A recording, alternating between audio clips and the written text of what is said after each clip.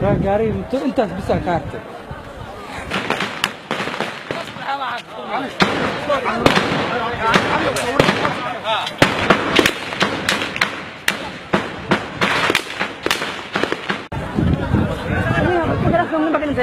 ما يحفظون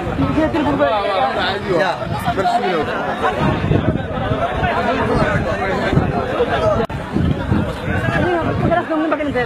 ما يحفظون يا برسلوا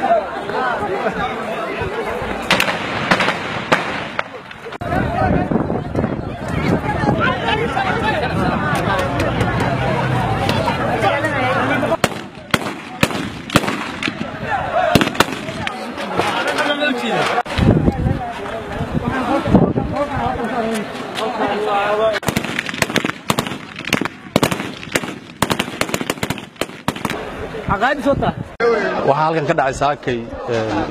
ismiidaamin qarax aad iyo aad dad shacab lala beegsaday wuxuu bilowday saakay waxay qarax u sameeyeen qolada sharwadayaasha ahi markay ahayd saacadda 12kii subaxnimo hadda oo aan joogno 2 saac iyo bar ayaan soo afjarnay dhimashadooda hadda intaan aragno oon xaqiijinay waa 4 in ka badanna in jirto waa macquul laakiin wali meelihii dagaalku aan kula galnay baan ka raadinaynaa